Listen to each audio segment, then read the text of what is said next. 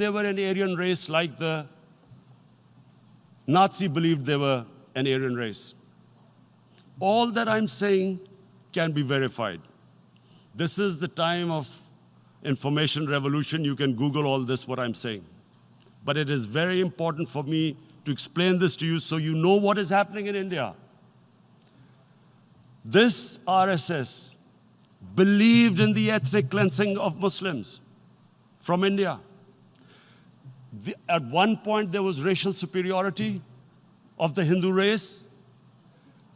Secondly, it was hatred for the Muslims and for the Christians because they believed that this golden age of Hindu civilization was stopped because of Muslim rule centuries back and then the British rule of India. So it was racial superiority and hatred for Muslims and Christians. This is openly stated. You look at the founding fathers of RSS, Golwalkar and Savarkar. Just Google them and you'll find out. And this ideology of hate is what murdered the great Mahatma Gandhi in 1948. It was this ideology of hate that made Narendra Modi in 2002 do a pogrom against Muslims in Gujarat when he was the chief minister. He allowed 3 days for these RSS goons who were inspired by the Hitler brown shirts. They actually wear brown shirts. This RSS, the Congress Home Minister gave a statement that in RSS camps, terrorists are being trained. And these terrorists butchered 2,000 Muslims and 150,000 Muslims were made homeless. Narendra Modi could not travel to the US because of that. And I need to make you understand this background before I explain to you that what sort of a mindset would lay siege to 8 million people with 900,000 troops.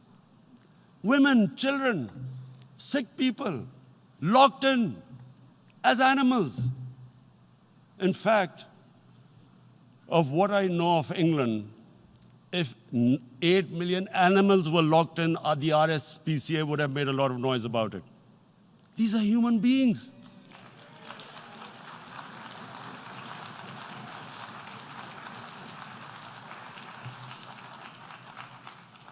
And Mr. President, what comes with racial superiority, these illusions of Aryan superior race, is arrogance.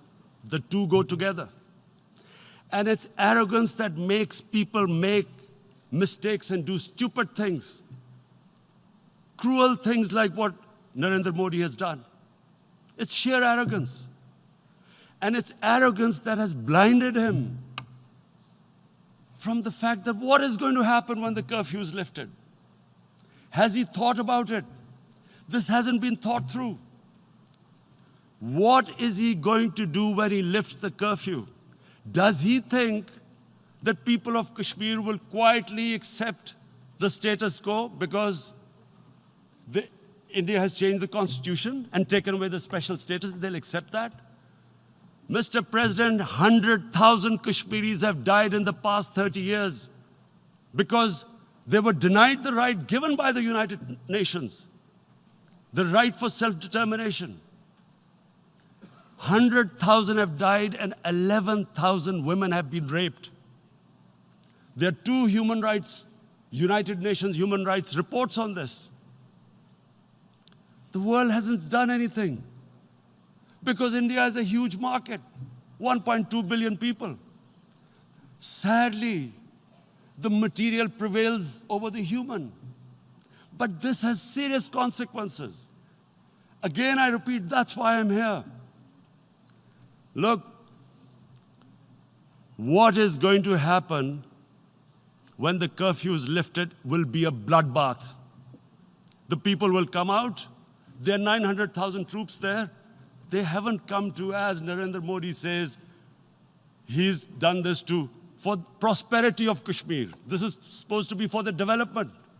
These 900,000 troops, what are they going to do when they come out? There'll be a bloodbath. Has he thought it through what happens then? Mr. President, has anyone thought that what happens when there is a bloodbath? What do you think the impact will have on people of Kashmir? What do you think they will think? The way they have been boxed in their houses, treated like worse than animals, no rights. Thousands of all the political leadership has been arrested, taken out of Kashmir. Even those Kashmiri leaders who were pro-India have been taken out. 13,000 boys have been picked up and taken to God knows which destinations. So what do they think? What will the people of Kashmir do when they lift the curfew? They will be out in the streets. And what will these soldiers do? They will shoot them. They've already used pellet guns, blinded young boys. In the last 6 years, the 5 years, the oppression that has gone on in Kashmir. And so, Kashmiris will be further radicalized. Mr. President, there will be another Pulwama. And guess what? India will blame us. They're already blaming us. They're saying all this is happening because of Pakistan. One of their defense ministers said, there are 500 terrorists lined up on the border to go in. Why would Pakistan send 500 terrorists when there are 900,000 troops? What impact are they going to make? What will they do? And why would? Don't we know that the moment there is some terrorist attack, all that will happen is there'll be further cruelty and oppression of the people of Kashmir.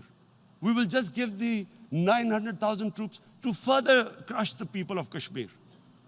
And then we'll give the Indian government an excuse that, look, Pakistan is a terrorist state, and this mantra that has gone on, Islamic terrorism.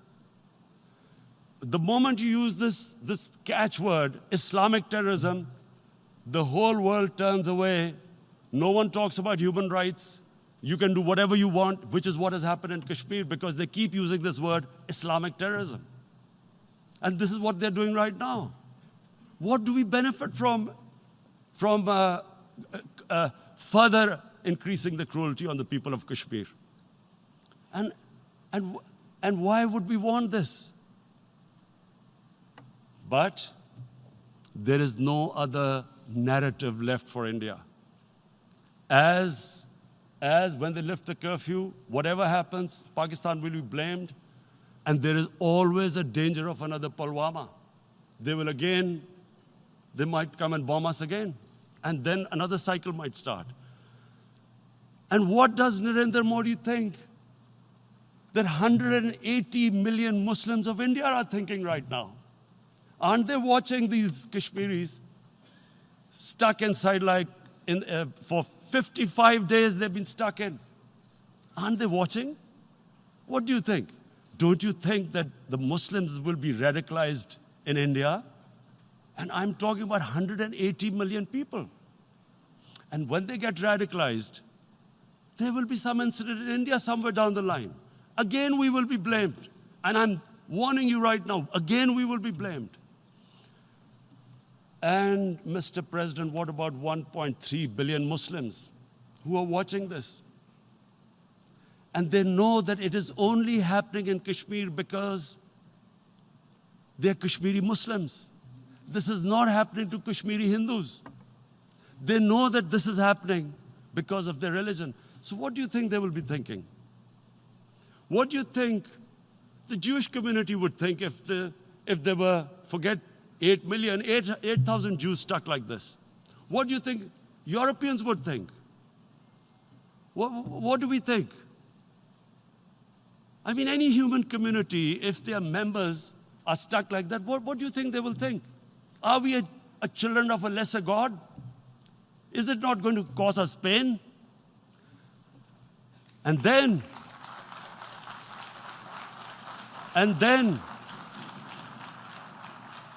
I'll tell you what will happen.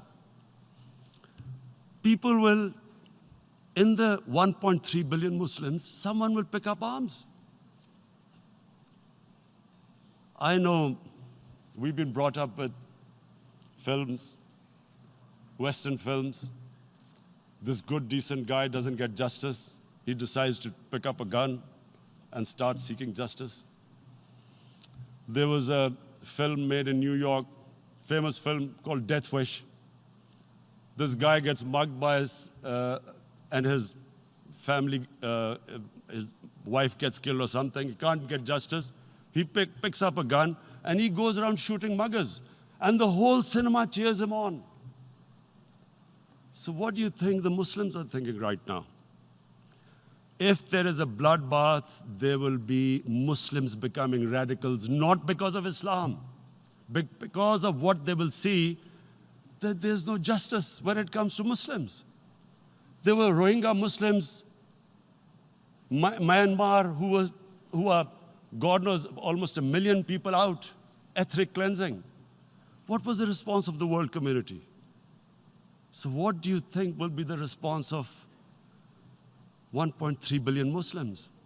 I picture myself. I'm in Kashmir. I've been locked up for 55 days.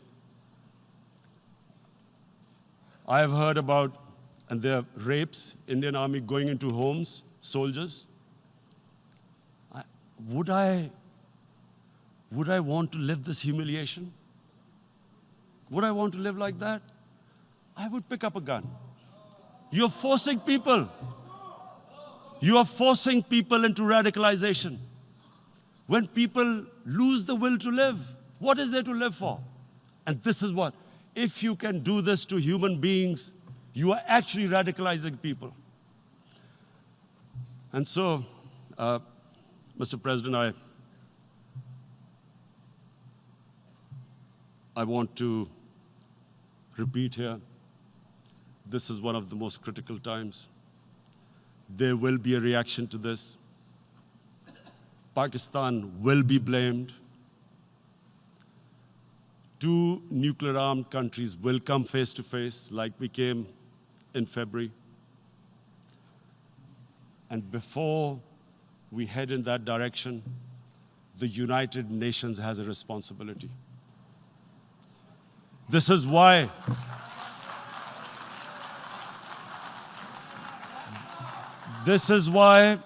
the United Nations came into being in 1945. You were supposed to stop this happening. I feel we are back to 1939, Munich.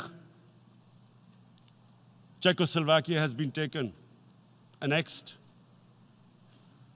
What is the world community going to do?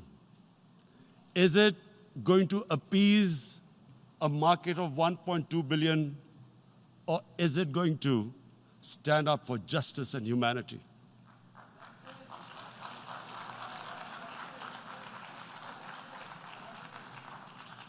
If this goes wrong, you hope for the best, but be prepared for the worst. If a conventional war starts between the 2 countries, Mr. President, if a conventional war starts, and anything could happen, but supposing a country 7 times smaller than its neighbor is faced with the choice, either you surrender or you fight for your freedom till death, what will we do? I ask myself this question. And my belief is, La ilaha illallah, there is no God but one. And we will fight. And when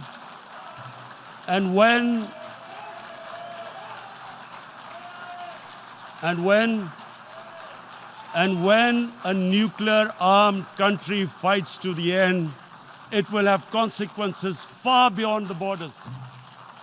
It will have consequences for the world, which is why I repeat I'm here. Because I'm warning you, it's not a threat. It's a fair worry that where are we headed? And I've come here to tell the UN, you've got to, this is a test for the United Nations. You are the one who guaranteed the people of Kashmir the right of self-determination. They are suffering because of that. And this is the time. This is the time not to appease like in 1939 appeasement took place. This is the time to take action. And number one action must be that India must lift this inhuman curfew, which has lasted for 55 days. It must free all political prisoners, and especially those 13,000 boys that have been picked up. Parents don't know where they've disappeared. And then the world community must give the people of Kashmir the right of self-determination. Thank you. En nombre de la Asamblea General agradezco. On behalf of the General Assembly, I would like to thank His Excellency, the Prime Minister of Pakistan, and I ask protocol to escort His Excellency.